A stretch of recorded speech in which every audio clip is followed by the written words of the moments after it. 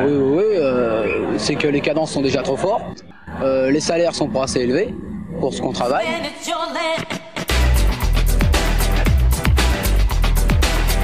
On est des militants syndicaux, je veux dire, c'est rien que ça qu'on a à faire. Ça veut dire que c'est une chose qu'on doit faire, je veux dire.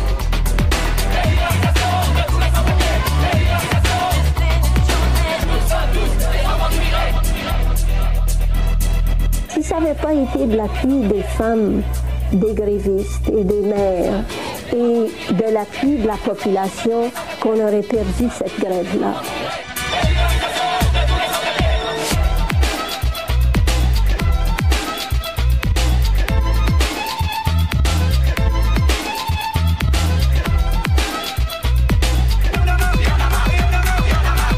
Bonjour à tous et à toutes, vous écoutez Action en direct. Mon nom est Camille, je serai l'animatrice pour l'émission d'aujourd'hui. Pour cette toute première émission, on va d'abord prendre un instant pour présenter notre projet. Action en direct, c'est une émission qui traitera chaque 2 semaines d'actualités syndicales, de conditions de travail et de culture et d'histoire militante. Notre objectif est de montrer le point de vue des travailleuses et travailleurs et discuter d'enjeux qui les concernent directement à travers des chroniques et des entrevues. On ne croit pas à la neutralité. Ainsi, on prend parti des précaires, des sans-emploi, de celles et ceux qui se font couper et qui sont les premières cibles de l'austérité. On souhaite également montrer comment ces gens s'organisent pour plus de justice sociale. Notre émission vise donc aussi à diffuser les initiatives de syndicats et de groupes politiques et à l'occasion de présenter des capsules sur leur histoire. Action directe est produite par les membres du syndicat industriel des travailleuses et travailleurs, aussi connu sous le nom de IWW pour Industrial Workers of the World. Il s'agit d'un syndicat qui a fait son apparition aux États-Unis en 1905 et qui misait sur la solidarité de classe en organisant ensemble les travailleurs et travailleuses de différents métiers au sein d'une industrie plutôt que par corporation de métiers comme c'était assez courant à l'époque. Pour donner un exemple actuel, il s'agirait par exemple d'organiser sous un même syndicat les secrétaires, concierges et enseignantes d'une école plutôt que de manière isolée selon leur métier. Dès sa fondation, la IWW défend des principes révolutionnaires et anticapitalistes et se distingue des autres syndicats en admettant dans ses rangs les femmes, les immigrés et les Afro-Américains et Afro-Américaines. Aujourd'hui, la IWW ne fonctionne plus exactement sous la même formule de membership. C'est une organisation syndicale progressiste et de solidarité qui fait de la mobilisation sur le terrain en dehors des voies traditionnelles. On organise nos milieux de travail sur des bases égalitaires et autogestionnaires. On aide des travailleurs et travailleuses à récupérer des salaires volés par leurs employeurs avec notre campagne Réclame ta paye. On va également à la rencontre des employés en lutte dans différents secteurs et on leur apporte du soutien. Pour notre émission, on a choisi Radio Centre-Ville car il s'agit d'une radio multilingue qui est ancrée dans la communauté montréalaise et qui défend une vision sociale, politique et culturelle qui correspondait à nos principes. Donc, nous sommes aujourd'hui dans les studios de Radio Centre-Ville, dans l'ancien carrefour manufacturier et ferroviaire du Myland. Revenons maintenant à notre programmation pour cette première émission d'Action en direct. Dans un premier temps, Brice va nous parler des négociations provinciales dans le secteur public. Oui, ce fameux automne chaud dont on nous parle depuis des mois, il est là et je vais vous en parler un peu tout à l'heure. Ensuite, Félix nous a préparé une chronique sur les négociations en cours avec les employés municipaux. Oui, il y a eu des récents développements à ce niveau-là avec le droit de l'encadre pour les villes. Et nous avons également avec nous 2 invités en studio, Marjolaine Goudreau et Geneviève Crevier, qui nous parleront des conditions de travail dans le secteur de la santé et des services sociaux. Bonjour. Bonjour. Bonjour. Toujours dans la thématique des conditions de travail, Jean-François nous parlera de Uber et de son impact sur les chauffeurs de taxi. Oui, bonjour. On sait qu'il y a beaucoup de gens en fait qui sont en voiture en ce moment et qui nous écoutent. C'est de voir un peu qu'est-ce qui se passe au niveau des transports dans la métropole. Et enfin, dans notre rubrique culturelle, Félix nous présentera un reportage sur le spectacle du 3 octobre dernier, organisé par la Fédération autonome de l'enseignement. Et Jean-François présentera le documentaire Le 6e pouvoir, produit par 99% Média. Oui, bonjour, merci. Je vais présenter le show du 3 octobre, puis je profiterai pour en faire une contextualisation également. Nous nous quitterons ensuite sur un calendrier des événements importants pour les 2 prochaines semaines. Donc, Brice, la mobilisation syndicale dans la fonction publique s'accentue et le gouvernement maintient la ligne dure. Tu nous as préparé un topo sur l'état actuel des négociations dans la fonction publique québécoise. Est-ce que tu pourrais nous parler un peu de ce qui se passe en ce moment autour de la table de négociation? Bon, mais c'est sûr que pour aborder ce sujet-là, je pense que c'est important de savoir qui se trouve exactement autour de cette table de négociation en ce moment. Donc, d'un côté, on a les 550 000 syndiqués de la fonction publique du Québec. De ce nombre-là, il y en a près de 400 000 donc, qui sont réunis sous la bannière du Front commun. Ça, c'est les travailleurs de la fonction publique CSN, FTQ, CSQ, SFPQ, APTS. Et puis donc ce front-là, lui, se mobilise surtout autour de ce qu'on appelle les revendications de table centrale, donc ce qui se concerne des questions qui s'appliquent pas mal à l'ensemble des services publics, donc certains aspects salariales, de retraite, de mobilité, etc.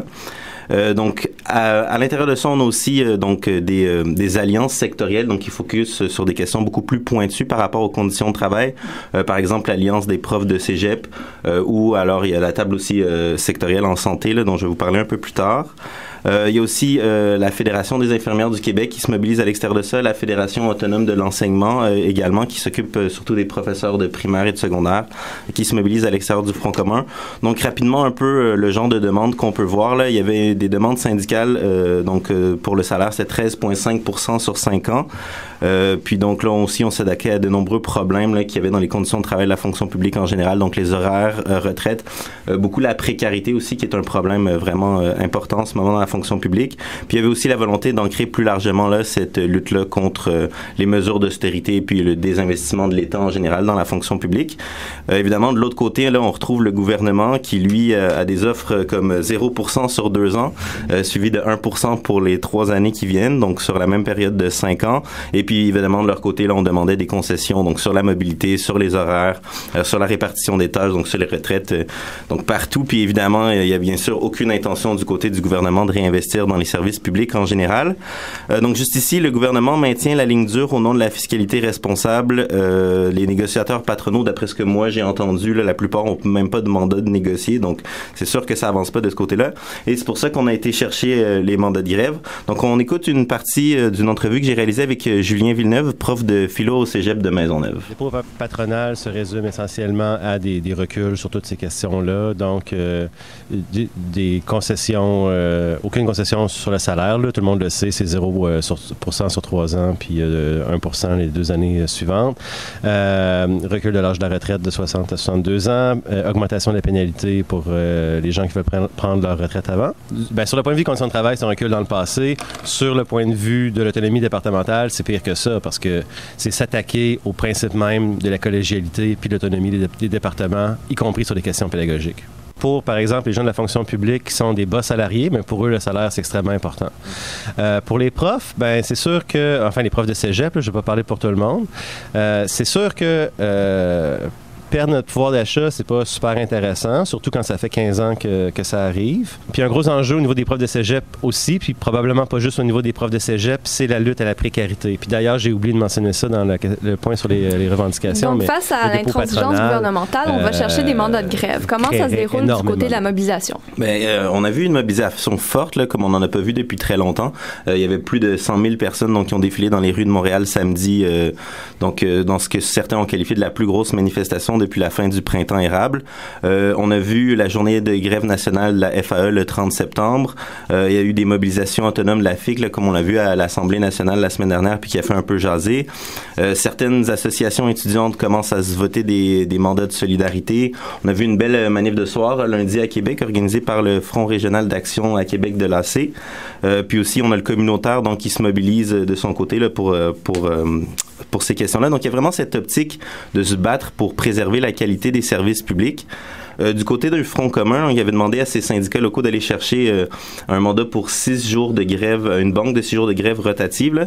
Pour l'instant, on parle de pas moins de 400 syndicats locaux répartis dans 158 établissements du côté de la santé qui ont obtenu ces mandats-là. Et la totalité des cégeps du Québec, donc les 61 cégeps du Québec, ont aussi obtenu ces mandats-là. Et donc, une grande partie de ces mandats-là ont aussi été obtenus avec des mandats extrêmement forts. Donc, il y a vraiment surprise et optimisme de ce côté-là. Puis, on écoute un peu Julien à ce sujet-là. La plupart ont des mandats extrêmement forts. Il y a quelques exceptions, bien entendu, là, mais ça fait longtemps qu'on n'a pas vu ça, effectivement. Pour moi, les pourcentages qu'on va chercher, ça montre que les gens ont quand même atteint un certain point là, d'écœurement par rapport aux attaques qui leur sont faites personnellement, d'un point de vue corporatiste, et des attaques que les services publics vivent là, au nom de l'austérité puis de la supposée responsabilité fiscale. C'est ça. Donc, on est rendu à ce point-là. Ça donne des mandats forts. Donc, c'est ça. Je pense que le mandat fort, ce qui indique, bien que ça n'indique pas, selon moi, une confiance absolue dans notre capacité de mener la lutte.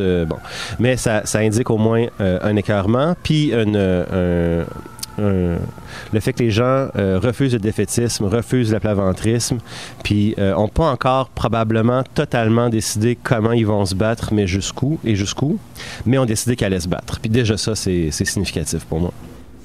Et quelles semblent être les perspectives de résolution de conflits? Une loi spéciale, un recul du gouvernement? Ben, on apprenait hier là, que le gouvernement disait qu'il était prêt à faire certaines concessions. Ça, c'était au niveau de la table sectorielle en santé. Donc, il parlait de concéder à certaines demandes de longue date des infirmières, là, donc rémunération de la formation, possiblement un rattrapage salarial par rapport à d'autres positions dans la fonction publique, puis peut-être un peu de lousse par rapport aux retraites, mais en même temps, ils envoyaient un message contradictoire parce que l'autre côté, ils disaient on bougera pas du tout sur les questions salariales. Le recul de l'âge de la retraite, c'est non négociable. Donc, on verra donc s'ils se dirigent vers une stratégie de loi spéciale. Puis là, il reste à voir de ce côté-là si la stratégie syndicale d'avoir adopté une banque de 6 jours rotative, ça réussirait à éviter ou en tout cas à retarder l'adoption d'un décret. Et puis, si advenait l'adoption d'un tel décret, sans que les demandes des syndiqués aient obtenu fruit, est-ce que certains d'entre eux seraient prêts à défier un tel décret? Donc, on va conclure avec un petit clip audio de Julien là, qui nous parle un peu de sa vision sur les gens s'ils sont prêts à défier une loi spéciale. Que certains sont prêts à le faire, je pense que le 1er mai dernier nous a montré que c'est le cas. La question, c'est est-ce qu'ils vont être capables de généraliser cette propension-là à désobéir quand on trouve que c'est justifié. Puis non seulement ils l'ont fait, mais ils l'ont fait peut-être pas contre la volonté, je pense, des instances syndicales, parce que je pense que les instances syndicales étaient essentiellement de notre bord, mais contre un message, en tout cas, qui est sorti de la part des instances syndicales que c'est pas ça qu'on devrait faire. On sait que si on part en grève générale illimitée, on sait ce qui va arriver, puis on sait que si on fait rien, on sait ce qui va arriver. Le gouvernement va concéder, selon moi, pas parce qu'on le convainc qu'il a tort. Ça, je pense que la plupart des gens devraient être arrivés au point où on est rendu à comprendre ça, là, que leur choix, c'est des choix idéologiques, puis que les arguments rationnels vont avoir peu d'impact sur ces gens-là. Je pense que le mouvement syndical, invariablement, là, va regagner en combativité dans les prochaines années. Puis il faut se donner la chance de grandir au sein de ce processus-là. Donc, un véritable automne chaud en perspective et une lutte à suivre au cours des prochains jours et des prochains mois. Merci, Brice. Félix, tu viens nous apprendre que ça chauffe également dans le milieu municipal. Effectivement, Camille, comme tu le sais, les employés des villes du Québec sont en négociation depuis près d'1 an avec les municipalités, principalement sur la question des pensions de retraite. Et on connaît le fameux slogan « Libre négo » qui revendiquait essentiellement du gouvernement de ne pas se mêler du conflit. Bien, ce slogan-là vient de prendre une signification beaucoup plus concrète, alors que l'Union des municipalités du Québec a accepté à 80% un nouveau pacte fiscal proposé par le gouvernement. En quoi consiste alors ce pacte? Au niveau financier, les municipalités arrivent à peu près kiff-kiff dans le pacte. Elles devront subir des compressions de quelques 300 millions de dollars, mais recevront des subventions dans d'autres domaines. Est-ce que le pacte va avoir un effet à d'autres niveaux, par exemple sur le plan des relations de travail? Oui, puis c'est ça le nœud de l'affaire. Le gouvernement s'engage, et là je cite l'accord, à examiner, en consultation avec les intervenants du milieu municipal, certains éléments du processus de négociation collective, du processus d'arbitrage de différends pour les policiers et les pompiers et du champ d'application de la loi sur les relations de travail, la formation professionnelle et la gestion de la main-d'œuvre dans l'industrie de la construction. Le gouvernement s'engage à présenter des modifications législatives à ce sujet à la session du printemps 2016. Et qu'est-ce que ça veut dire concrètement? Concrètement, le gouvernement met sur la table la possibilité d'accorder aux villes ce qu'elles demandaient, c'est-à-dire le droit d'imposer un accord aux syndicats en cas d'impasse des négociations. Et, le cas échéant, le droit de mettre les travailleurs et les travailleuses du secteur municipal en lock-out. Mais pourquoi le gouvernement vient se mêler de cette négociation-là? Est-ce que les villes et les syndiqués n'auraient pas pu régler ça entre eux? Bien, les villes se plaignaient d'un soi-disant rapport de force inégal. J'imagine que les syndicats n'étaient pas d'accord sur cette interprétation. Non, et leurs dirigeants ont eu des mots assez durs envers le pacte fiscal.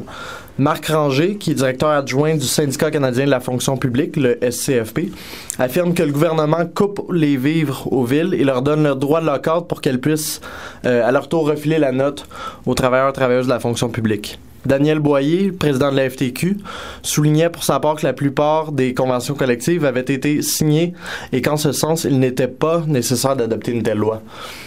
Donner le droit à un employeur de décréter unilatéralement les conditions de travail de ses employés sera en ces mots décrisser le Code du travail. Puis, est-ce que le Parti libéral est le seul à tenir cette position? Non, en fait, le Parti québécois a été assez ambigu sur la question. Son leader parlementaire, Stéphane Bédard, a affirmé que le lock-out n'avait jamais été une option pour les péquistes. Sauf qu'il a été immédiatement contredit par son chef, Pierre-Carl Pellado, qu'on surnomme le roi du lock-out, qui a affirmé qu'un droit de lock-out pourrait permettre de rééquilibrer le rapport de force lors de négociations de conventions collectives. Donc, à quoi pouvons-nous nous attendre pour la suite des choses? Ça dépendra grandement du résultat des négociations. Si effectivement les conventions collectives sont toutes adoptées avant ce printemps, le projet du gouvernement libéral pourrait être reporté. Mais le cas échéant, on peut s'attendre à une confrontation entre les syndicats et le gouvernement. Donc, merci beaucoup, Félix. On va se quitter brièvement pour une pause musicale et ensuite, on sera de retour avec une entrevue avec 2 travailleuses dans le milieu de la santé et des services sociaux.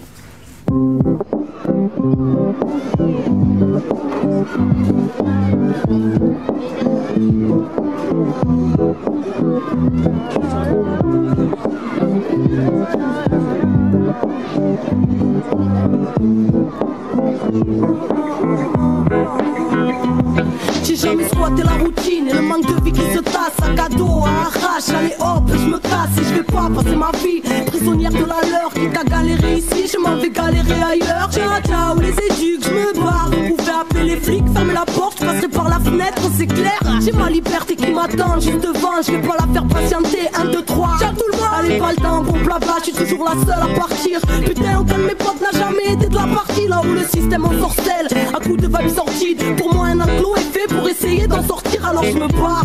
Besoin d'aller respirer autre part. Ici on veut me dresser, me faire avancer au pas. Moi j'ai besoin de liberté, de vibrer dans son aura. Les flics au cul, je les entends dire la petite on aura. Je me barre, tcha tcha le foyer, je me barre. Je m'en vais respirer autre part. Je me barre, tcha tcha le foyer, je me barre. Je m'en vais respirer autre part. Toujours en train d'improviser à chacune de mes courses dans les bras de la liberté. Un tas de contrôleurs à mes trousses portés par le vent. Allez dire aux uniformes sur les nerfs qu'ils ne m'attraperont même pas en rêve.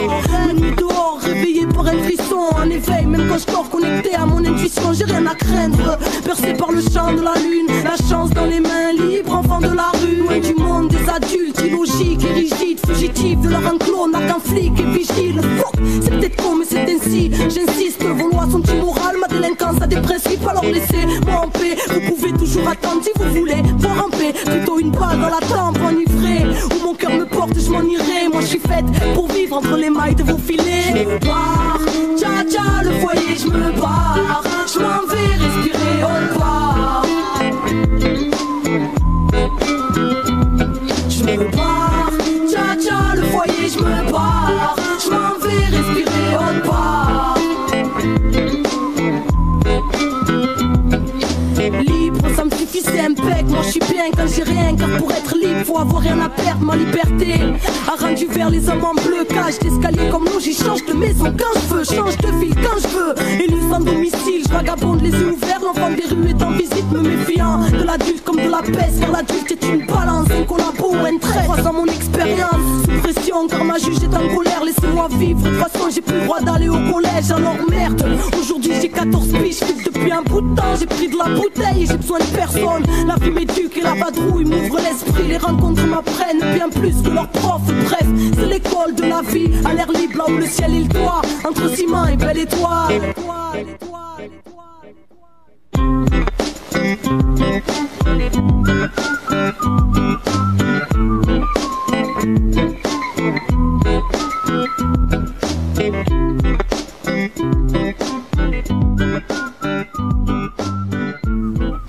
Alors, dans la foulée des négociations du secteur public, on a également entendu parler des travailleuses et travailleurs du milieu de la santé et des services sociaux. Pour discuter des conditions de travail dans ce secteur, nous recevons aujourd'hui 2 invités. Donc, Marjolaine Gaudreault est travailleuse sociale au C3S d'Unsic Montréal-Nord et présidente de son syndicat local. Elle est également cofondatrice du RNGP, Résistance Nouvelle Gestion Publique, dont elle nous parlera. Et Geneviève Crevier est une infirmière qui a maintenant quitté le réseau public. D'abord, merci d'avoir accepté notre invitation. En fait, dans les médias, on parle à l'occasion de la restructuration du système de santé et des services sociaux. Est-ce que vous pourriez d'abord nous expliquer brièvement quelles ont été les grandes transformations de la gestion des hôpitaux, des CLSC, des C3S et des CHSLD au courant des dernières années? Ben, je peux peut-être faire un petit historique au départ, là, parce que maintenant, ce qu'on fait face, c'est la loi, la PL10, qui régit actuellement une grosse restructuration dans le réseau. Mais pour faire un bref historique, préalablement, là, à peu près 15 ans, on a eu une première fusion qui a été la loi 25 et la loi 30, qui a permis à ce moment-là de fusionner divers établissements avec des missions différentes. Je m'explique. Auparavant, au Québec, on avait des CLSC dans chaque quartier, dans chaque région du Québec. Les CLSC avaient pour mission, dans le fond, de regarder un petit peu la population, les gens qui habitent un quartier, et en fonction de ça, on devait définir par CLSC les offres de services. Alors, si on prend, par exemple, moi, je travaille dans ANSIC Montréal-Nord, on devait regarder un petit peu la population qui y habitait et offrir les services en conséquence. Et parallèlement à ça, il pouvait avoir le quartier Centre-Sud qui pouvait avoir un autre type de population et dont les services se rendaient et se donnaient d'une façon différente d'un quartier à l'autre. C'est très important à retenir parce que à partir du moment qu'ils se sont mis à fusionner plusieurs établissements avec des missions différentes, c'est là qu'est arrivé un petit peu le changement d'un modèle de gestion que je pourrais revenir un petit peu plus tard peut-être.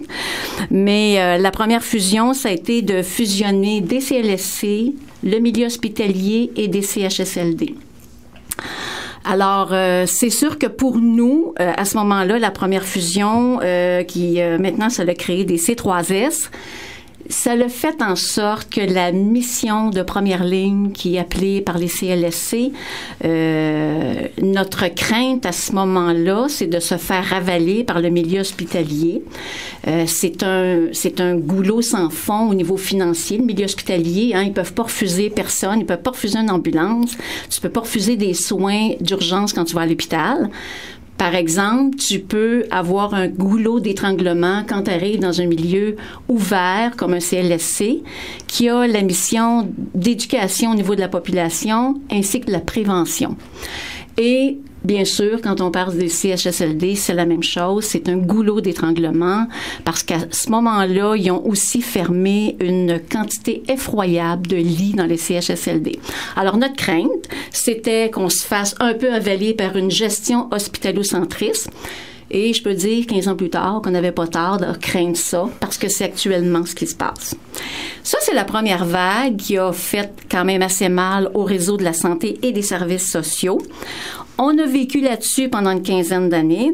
Et actuellement, le gouvernement en place avec le ministre Barrette ne s'est pas arrêté à cette première fusion-là. Ils nous ont dit, on va fusionner encore plus gros et ça devrait baisser le nombre de gestionnaires dans le réseau.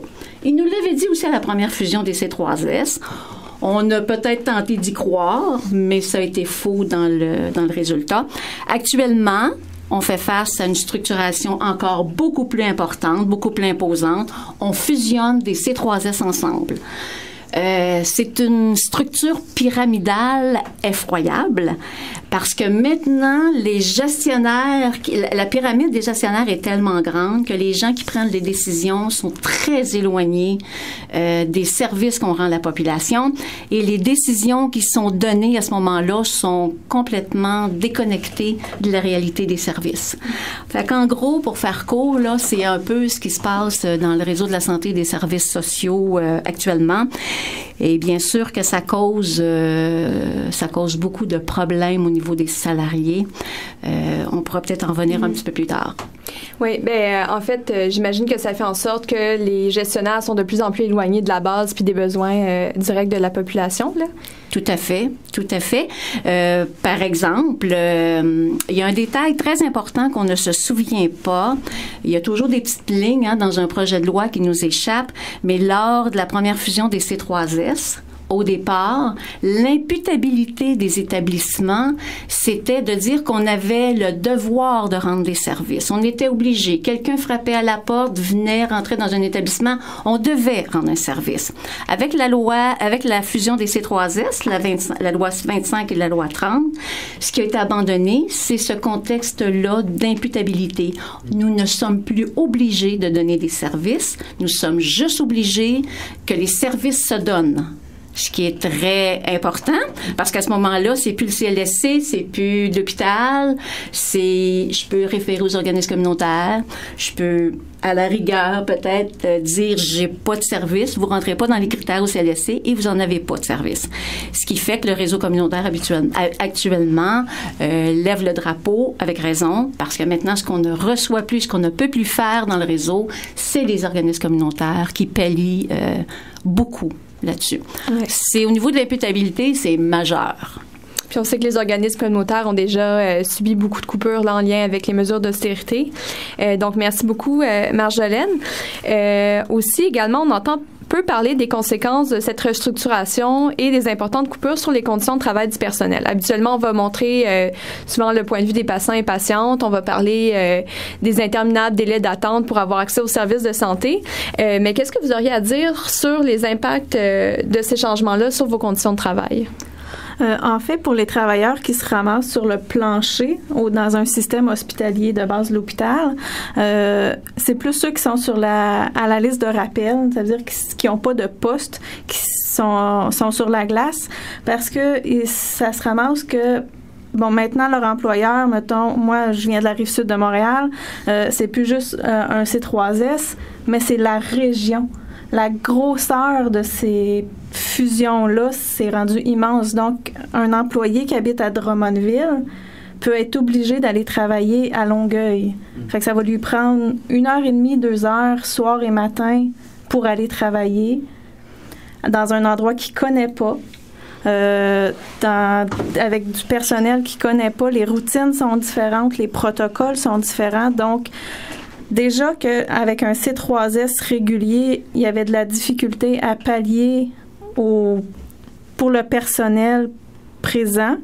Là, on va ouvrir encore plus gros. Donc, si juste déjà dans le 1 C3S, il manque d'infirmières, ils vont aller piger dans la banque de la couronne sud de Montréal, mettons, de Longueuil, pour amener des gens plus vers Saint-Hyacinthe. Mais il en manque aussi à Saint-Hyacinthe. Il en manque à Longueuil. Fait, ils vont prendre des gens de Saint-Hyacinthe pour amener à Longueuil. Ça n'a juste aucun sens. Oui, puis présentement aussi, il y a également des agences privées qui vont placer du personnel pour pallier à ces trous-là, si on veut. Est-ce que vous auriez quelque chose à dire à ce sujet-là? Bien, en général, personnellement, j'ai fait partie d'une agence privée pendant 5 ans et j'ai été placée dans le même hôpital pendant mes 5 ans avec l'agence privée. Ça a des avantages, ça a des inconvénients. C'est sûr que, bon, l'avantage est plus au niveau personnel. J'ai le choix de faire mon horaire. J'ai pas personne qui m'oblige à rentrer cette journée-là si je suis malade ou si mes enfants sont malades. Par contre, maintenant, on a les mêmes conditions de travail que les personnes en milieu hospitalier. T'sais, on n'a pas moins de patients ou on n'a pas moins de travail à faire. Par contre, au niveau gouvernemental, ben ça diminue l'obligation du gouvernement à pallier aux besoins des centres hospitaliers en soi.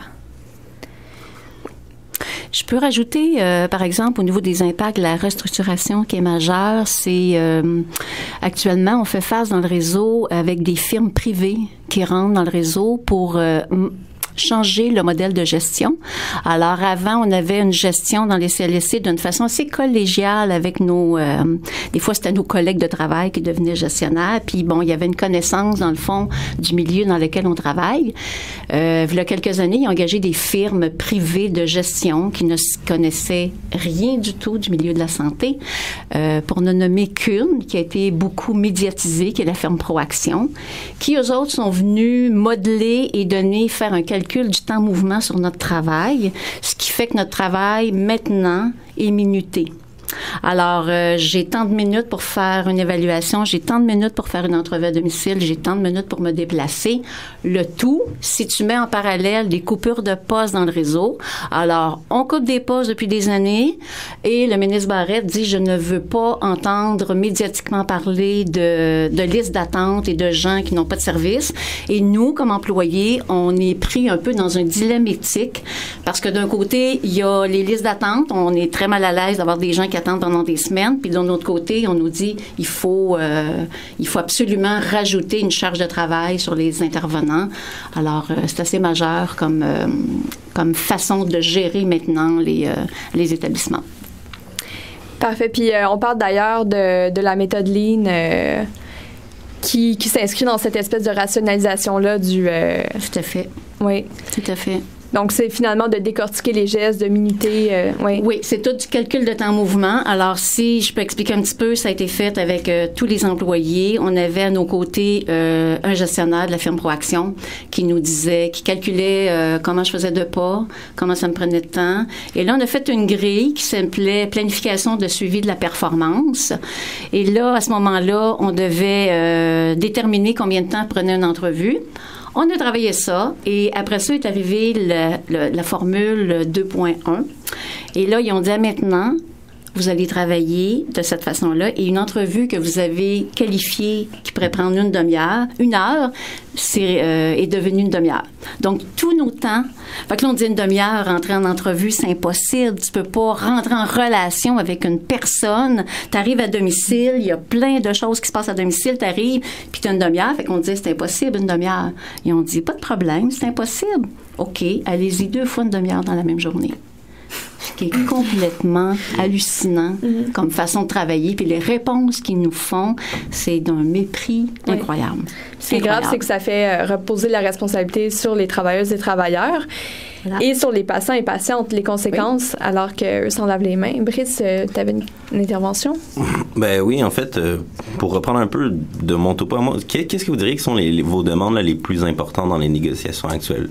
On parlait, questions de salaire, retraite, etc., les concessions que le gouvernement faisait sur les questions de formation. Mais si on veut vraiment améliorer la qualité des services et la qualité des conditions de travail pour les salariés du réseau, pour vous, qu'est-ce qui est le plus important à ce niveau-là? C'est le modèle de gestion dans un premier temps. Si on est capable de s'attaquer au modèle de gestion qui fait en sorte que l'imputabilité n'est plus sur les gestionnaires et l'établissement, mais repose sur nos épaules. Par exemple, si vous portez plainte contre moi comme travailleuse sociale, pour X raisons, moi, je me fais rencontrer par la commissaire aux plaintes et c'est sur moi que reposent maintenant les services que je n'ai pas pu rendre. Mais c'est rare que les gens vont se plaindre d'une structure. Je veux dire, c'est dur à comprendre un établissement. Ils vont se plaindre d'un service qu'on n'a pas eu. Et c'est moi, en bout de ligne, qui va écoper de ça. Alors, je te dirais qu'au niveau de la gestion, c'est ça. Et quand je disais tantôt que l'imputabilité est aux établissements, ben ça repose maintenant sur nos épaules. Oui, merci beaucoup. Donc, vous diriez que ce serait quoi les perspectives de résistance pour les travailleuses et travailleurs du milieu de la santé et des services sociaux, à la fois à l'intérieur puis à l'extérieur des syndicats? Je sais qu'à l'intérieur des syndicats, au niveau des infirmières, notre présidente de la FIC, dont Brice a glissé un petit mot, personnellement, je la trouve merveilleuse ces temps-ci. Elle a des excellentes idées. Elle pose des actions concrètes, dont l'Assemblée nationale la semaine passée. Ça a été un succès franc. Je sais que depuis le début de la semaine, il y a plusieurs infirmières qui vont maintenant travailler en pyjama. Parce que tout simplement, on n'a plus le temps de s'habiller le matin vu que on prend le temps. Le nombre de bénévolats qu'une infirmière fait dans sa journée, c'est incroyable. Et là, c'est infirmière auxiliaire, préposée aux bénéficiaires. Le nombre de bénévolats, le nombre de minutes et d'heures de bénévolat qu'on prend dans une journée, puis qu'on compte pas parce qu'on aime notre profession puis on veut prendre soin de nos patients, c'est fou. Oui, donc aussi, peut-être pour terminer, est-ce qu'il y a différents moyens qu'on pourrait prendre pour appuyer vos luttes en tant qu'alliés, si on veut? Oui, c'est sûr que c'est plus difficile dans le réseau de la santé et des services sociaux d'être sur la place publique et expliquer la mécanique des listes d'attente et tout ça. Et on est un peu aux prises avec une certaine loi d'omerta. Dans le fond, on a un devoir d'allégeance envers notre employeur. Alors, sortir comme ça, c'est difficile de parler sans avoir de répercussions. Mais je pense qu'il y a aussi un groupe là que tu as nommé au début qui est à l'extérieur des structures syndicales, qui est un mouvement citoyen. Il y a des personnes qui sont syndiquées, mais depuis 2 ans, il y a un groupe qui s'appelle Résistance Nouvelle Gestion Publique qui lutte actuellement contre ces formes-là de gestion. Et nous, on invite fortement les gens qui veulent joindre les rangs de Résistance Nouvelle Gestion Publique pour être capable d'avoir un rapport de force intéressant, ce qui est différent d'une structure syndicale et ce qui est un petit peu plus libre d'action aussi. On n'est pas pris là. Je pense que c'est une façon. Puis quand il y a des moyens de pression qui sont faits, je pense que c'est le fun au niveau de la population de se joindre. Donc, merci beaucoup. Il y a également le comité STAT, qui est un comité auto-organisé de travailleuses et de travailleurs critiques du réseau de la santé, qui ont un site Internet qui est assez complet. C'est comitéstat.org.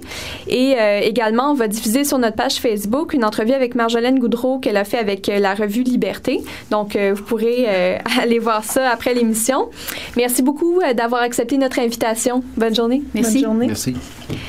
Donc, maintenant, à présent, au sujet de UberX et de la supposée économie de partage. Jean-François, tu as fait une recherche. Est-ce que Uber est bien un nouveau type d'économie dite de partage? On entend surtout parler des affrontements entre chauffeurs de taxi de Montréal et les chauffeurs de Uber ces temps-ci, non? Oui, mais en effet, mais pour l'instant, je me suis surtout, pour ma part, intéressé aux convergences de lutte possibles entre les chauffeurs de taxi et les représentants de ces nouvelles plateformes dites de partage ou numériques, dont Uber. En apparence, on a l'impression que c'est un travail qui pourrait être facile, conduire une voiture, prendre un appel, on s'arrête, on fait monter la personne, quoi de plus facile, hein? Est-ce que c'est véritablement un métier ou est-ce que c'est véritablement un travail? À bien y penser, il existe effectivement des recoupements entre Uber et les chauffeurs de taxi. On pense aux horaires atypiques, la précarité, la mobilité, les risques qui sont associés au métier de chauffeur dans une grande ville, les accidents de travail, l'épuisement professionnel, l'isolement des travailleurs, les risques et responsabilités aussi qui vont échoir à un chauffeur en cas d'accident. C'est autant de conditions de travail qui rapproche étrangement les chauffeurs de Uber des chauffeurs de taxi, disons plus traditionnels ou avec permis. Est-ce qu'il s'agit bien d'un nouveau type d'économie? Ben oui et non, en fait. Les plateformes et puis les moyens de communication sont modernes, bien sûr. Le téléphone intelligent est un peu plus glamour. Ce qu'on observe dans les vieilles voitures de taxi est un petit peu plus glamour que le vieil odomètre avec un cadran, les chiffres qui s'affichent. Mais le modèle d'affaires proposé par Uber ressemble beaucoup à une forme de tiers-mondisation de l'économie, où certains individus disposent d'argent, mais manquent de temps, alors que des travailleurs ou même des chômeurs disposent de beaucoup de temps, tout en étant beaucoup plus dépendants des flux monétaires et puis des afflux d'appels. On observe alors la formation d'une sorte de logique de classe basée essentiellement sur les inégalités. On peut penser, j'ai parlé de logique de tiers-mondisation, on peut penser à l'exemple de l'Inde, par exemple. En Inde, vous avez toute une faune de coursiers qui courent à travers la ville, de magasiniers, par exemple, qui vont aller chercher les courses, les provisions ou le nettoyeur pour des patrons qui n'ont pas le temps de le faire. Le modèle d'affaires de Uber, en fait, est plutôt un modèle anti-syndical très 19e siècle, où les employés ne sont détenteurs que de leur seule force de travail, soit, nommément, leur véhicule, leur temps disponible. A contrario, les employés sont sans aucun contrôle sur les horaires, le marché ou les profits, sont dépendants de la demande. C'est ce qui explique les récents affrontements entre chauffeurs de taxi et chauffeurs de Uber. Les premiers voient leur déjà très faible marge de profit directement attaquée par un nouveau marché, disons, plus tendance ou disons plus attractif. Bien sûr, l'illusion qui est créée par Uber, c'est de nous faire croire que, travailler, ça peut être une forme de loisir. On peut le faire entre 2 quarts de travail. Le travail s'effectue chez Uber à temps perdu, que c'est en fait du covoiturage ou bien ça se fait pour arrondir les fins de mois. Mais dans les faits, les chauffeurs pour Uber le sont souvent à temps plein. C'est ce qu'on est en train d'observer, entre autres, aux États-Unis.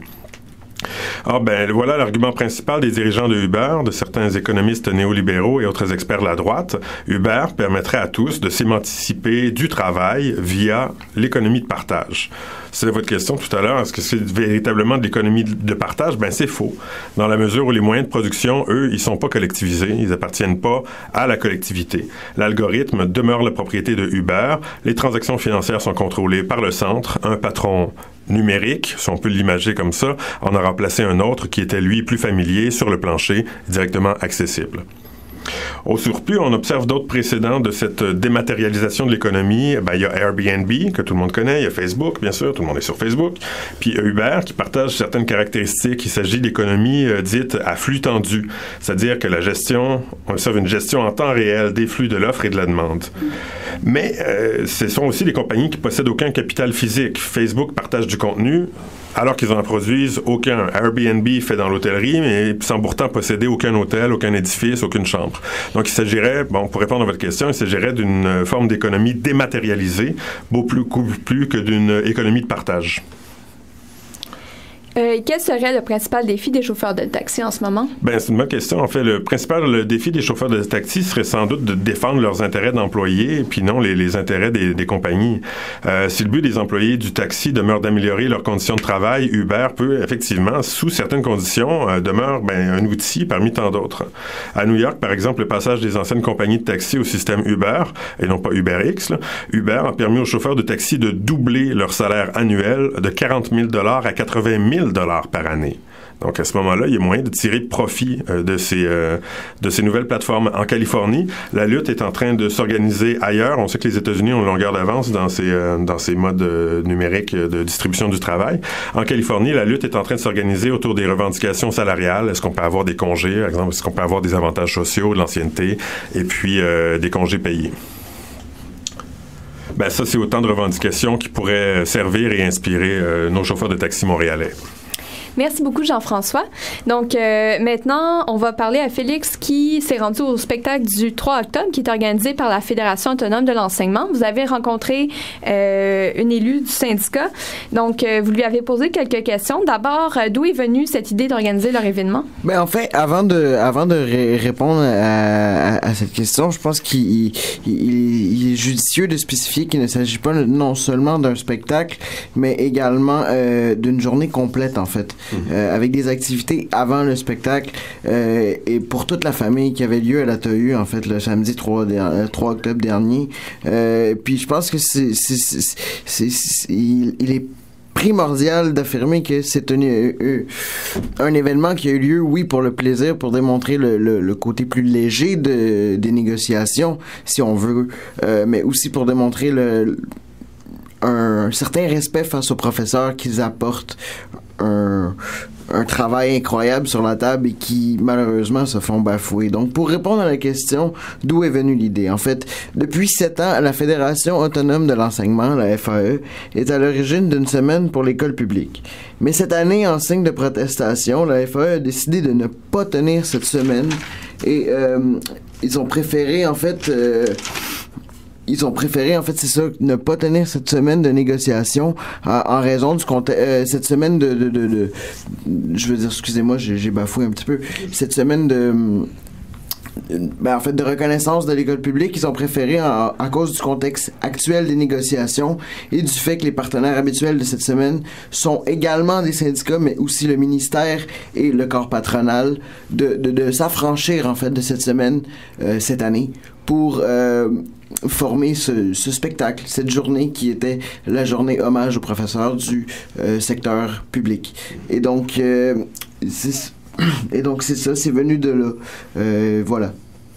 Puis est-ce qu'il y a eu une bonne participation du public à cet événement? Oui, la réponse était quand même très positive. Je veux dire que lorsque je suis allé là, puis j'ai vérifié, j'ai demandé justement à Mme Morel, la déléguée du syndicat que j'ai rencontrée, d'après elle, combien de personnes étaient présentes au courant de la journée. Un flux d'environ 1000 personnes s'est succédé durant la journée. Des gens quittaient ou des gens arrivaient, dépendamment, tu sais, quand t'as des jeunes enfants de famille, des fois tu pars plus vite. Donc oui, la réponse était très bonne. Le spectacle a duré très longtemps. Les gens sont restés jusqu'à la fin. Puis, dans la même optique, est-ce que les professeurs qui étaient là ont apprécié le résultat de cette journée-là? Ah oui, j'ai eu des très bonnes réponses de la part des professeurs. Il y avait beaucoup de professeurs présents, d'ailleurs. Puis, ils me disaient que c'est bien parce que ça permettait, justement, de démontrer, de conscientiser le public aux problèmes du financement dans le secteur et de demander le support du même public envers les professeurs de façon divertissante, de façon à attirer toute la famille. Donc, ils étaient vraiment contents et il y avait beaucoup beaucoup de membres du syndicat en question présents. Il y avait beaucoup de leurs familles qui venaient aussi, de leurs proches, puis des gens qui connaissaient. Donc, le support, c'était vraiment une ambiance de grande famille. Tout le monde se connaissait, c'était vraiment superbe. Puis, est-ce que c'est une bonne idée de tenir ce genre d'événement-là en parallèle à des actions plus directes, disons? Ben, je pense que oui. Je pense que c'est une bonne idée parce que ça permet de montrer une certaine légèreté des moyens de conscientisation. Et puis, ça apporte l'importance de garder les familles avec soi. Donc, je trouve que c'est très bien. Et enfin, quelle est la répercussion de ce genre d'événement sur l'opinion publique? Ben, je pense que c'est positif au final, parce qu'à la base, c'est gratuit, c'est festif, ça démontre une capacité de revendication autre, justement, que d'avoir à descendre dans les rues. Puis ça démontre également qu'il n'y a pas juste les étudiants typiquement appelés les carrés rouges qui se battent pour une égalité. Il y a les infirmières, comme on voit, il y a les travailleurs de la fonction publique, mais il y a également les professeurs, non seulement de cégep et d'université, mais du primaire et du secondaire qui sont dans la lutte, ce qui veut dire qu'une grande partie de notre société est en train de lutter tous dans le même sens. Merci beaucoup, Félix. Maintenant, de retour à Jean-François, tu as visionné récemment un documentaire produit par 99% Média qui s'appelle Le Sixième Pouvoir. Qui sont les représentants de ce sixième pouvoir, au juste? C'est une bonne question, en fait, parce que, on connaît tous les trois pouvoirs, disons, qui sont ceux des démocraties libérales, donc l'exécutif, le législatif et puis le judiciaire. À partir du 19e siècle, on voit apparaître un autre type de pouvoir. Balzac en parle ainsi. Il dit la presse est en France un quatrième pouvoir dans l'État. Elle attaque tout et personne ne l'attaque. Donc, c'est comme ça qu'on qualifiait la presse au 19e siècle, en 1840. Par la suite, le quatrième pouvoir, ce serait la presse. Le cinquième pouvoir, ce serait l'opinion publique, les sondages, les maisons d'opinion. Qu'est-ce que monsieur, madame, tout le monde pense dans la rue. Et puis, le sixième pouvoir qu'on verra apparaître, qui est celui dont parle 99media.org dans son documentaire, ce serait les contre-pouvoirs, en fait. WikiLeaks, tous ceux qui sont des contre-pouvoirs de dénonciation. Si vous voulez bien, on va aller écouter un extrait du documentaire. Donc, dans l'ordre, on va entendre d'abord un conflit qui a opposé 99 médias au directeur général des élections du Québec. Par la suite, un petit caméo du maire Coder, donc, qui nous dit qu'il y a beaucoup de liberté d'expression à Montréal. On peut en douter. Et puis, par la suite, donc, un témoignage de Michael Fortin. On passe à l'extrait. À l'automne 2013, 99 médias s'associent à deux autres médias indépendants, GAPA et les Alters citoyens, pour la réalisation du long-métrage posant un regard critique sur le projet de charte des valeurs du Parti québécois. La Charte des distractions sera présentée dans plusieurs festivals de films à travers le monde et remporta le prix d'excellence en long-métrage documentaire du Canada International Film Festival de Vancouver. Un court-métrage intitulé La Charte des élections fut également produit à partir des entrevues réalisées pour le film, pour ensuite se voir censuré par le directeur général des élections du Québec sous prétexte de dépenses électorales non autorisées. La position du DGEQ, ne reconnaissant pas 99 médias comme un groupe média légitime, déclenche un tollé sur les réseaux sociaux et mène à une lettre ouverte co-signée par plus d'une centaine de journalistes professionnels, indépendants et autres citoyens de divers horizons. Le DGEQ s'est vu contraint de s'excuser auprès de 99 médias, GAPA et les Alters citoyens, admettant qu'ils sont des nouveaux médias autorisés par la loi électorale du Québec. Considéré comme une institution fondamentale à la démocratie du Québec, le directeur général des élections a reconnu 99 médias et leurs collègues de la presse indépendante comme des groupes médiatiques non traditionnels à qui doivent être accordés les mêmes privilèges que les organisations telles que Radio-Canada, TVA, CTV, La Presse, Le Devoir, Le Journal de Montréal et autres. Ces droits leur sont garantis par la Charte des droits et libertés. Il est assez triste d'entendre des gens dire qu'il n'y a pas de liberté d'expression à Montréal. C'est une terre d'accueil extraordinaire. Même des gens crédibles comme Bertrand Delanoë disent que Montréal est un modèle du vivre ensemble. My question was, on a scale of 0 to 10, how much credibility and moral authority does the city of Montreal have as a defender of freedom of speech? And I would like an answer to that question. Please give me a number, Mayor Coder. 12. Thank you, Mr. Edgar. Have a nice day. Thank you.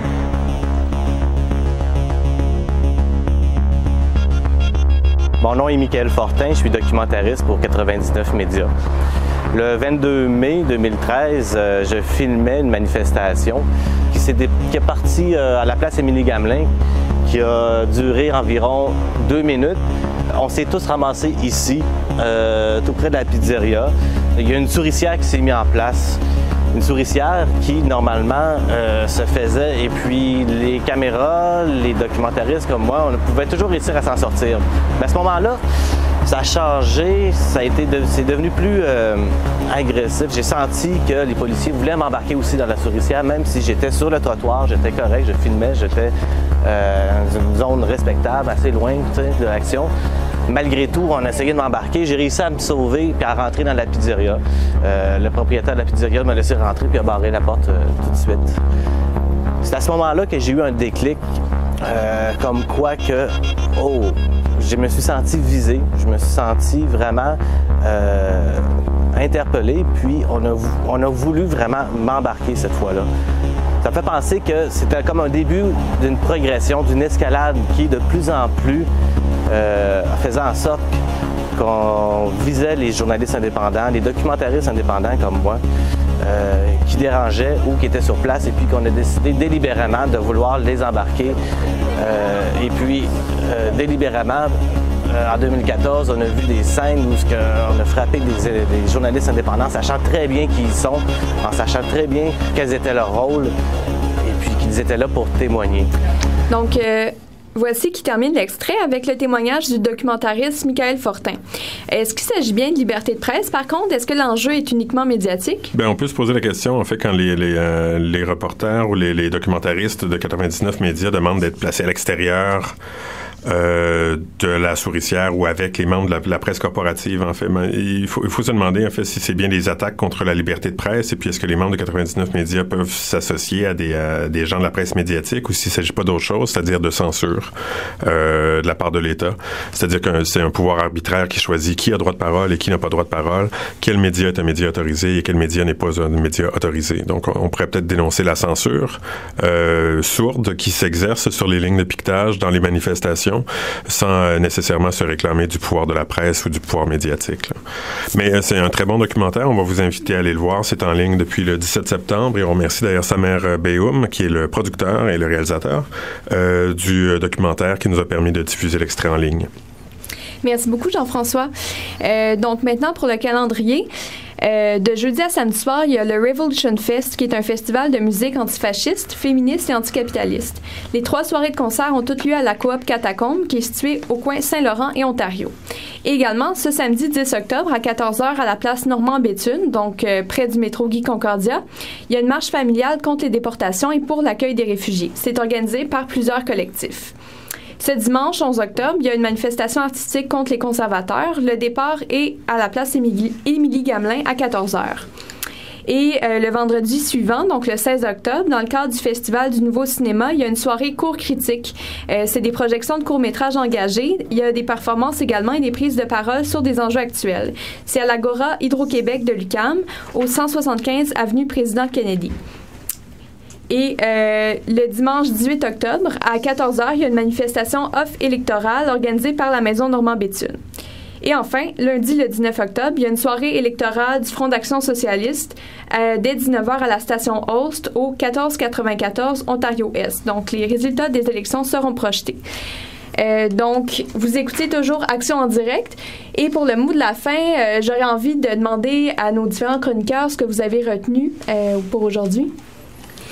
Ben, merci d'abord aux infirmières qui sont venues nous voir. C'est vraiment le fun de voir comment ça se passe sur le plancher, puis de se rendre compte que les revendications ne sont pas seulement salariales. Il y a la qualité de vie aussi, la qualité des soins. Puis je veux dire, vous n'êtes pas des robots là, quand vous vous présentez sur le terrain, mais je suppose que vous voulez intervenir, puis c'est pour ça que vous faites ce métier-là aussi. Puis c'est vraiment le fun d'avoir votre point de vue là-dessus. Moi aussi, je dirais que c'est mon coup de cœur de l'émission. Là, c'est sûr qu'on a rarement l'occasion d'entendre justement des gens qui sont plus près du plancher. Là, c'est tout le temps représentants syndicaux ou la version du gouvernement, ce qui est encore plus problématique. Donc, effectivement, c'est vraiment intéressant d'avoir accès là, aux gens qui sont directement sur le plancher. Aussi, je trouve que c'était super intéressant ce que tu as amené, Jean-François, une possible collaboration entre la plateforme Uber et le taxi pour un nouveau taxi renouvelé, donc qui profiterait aux chauffeurs peur. C'était quand même un concept intéressant, j'avais pas pensé à ça. C'est One Big Union, le slogan de la IWW. Pour ma part, vas-y. Pour ma part, en fait, je voulais juste dire que j'apprécie vraiment la panoplie des sujets qu'on a réussi à apporter. Puis je veux juste préciser, deux fois, Félix a été nommé. Nous sommes deux Félix différents et non le même. Il s'agit de Félix Morin qui a fait la culture et M. Félix Ardea qui a fait le topo sur les négociations municipales. Excellent. Oui, donc merci à vous tous et à vous toutes, nos deux invités.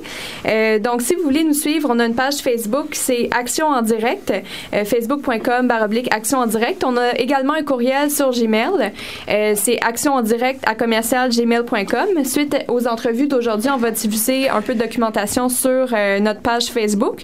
Donc, je vous rappelle que notre émission est aux 2 semaines, donc on va se revoir dans 2 semaines, toujours aux ondes de Radio Centre-Ville.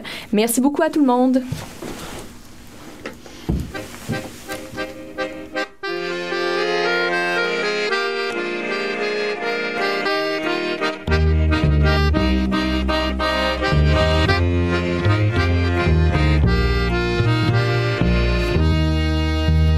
Je voudrais sans la nommer vous parler d'elle, comme d'une bien-aimée, d'une infidèle.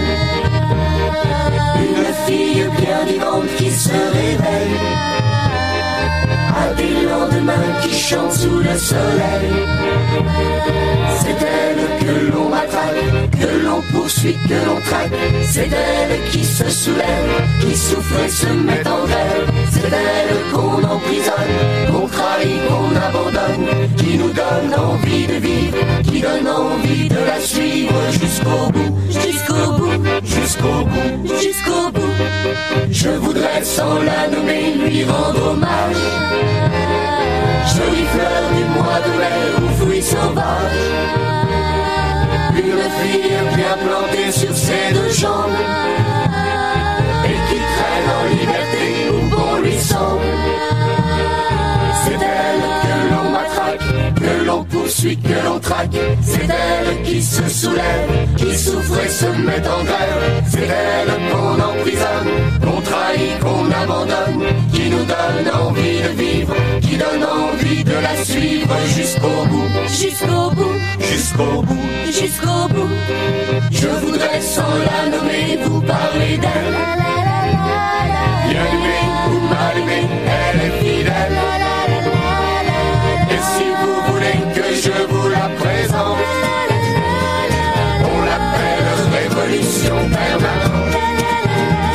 Pour les marins révoltés du Potemkin, les soldats de Crown, pour les soviets pacifistes écrasés à la Courcine, Sacco et Vanzetti, Rosa Luxembourg et Karl Liebknecht, les brigades internationales au secours de la République espagnole, pour les grévistes de 1936, Manouchian, ses 23 camarades, les FTP Moy, pour les résistants, les manifestants piétinés à Charonne et ceux jetés à la Seine le 17 octobre 1961, pour les guerres de libération des peuples colonisés, le Che et ses guerrilleros, les étudiants, les 9 millions de grévistes de 1968 pour Victor Jara, pour les travailleurs en lutte de l'IP, Manu France, Boulogne-Billancourt, les dockers, pour les luttes des femmes algériennes et afghanes, les Indiens du Chiapas et le sous-commandant Marcos, les ouvrières de l'Épée, de Moulinex, les chantiers navals du Havre.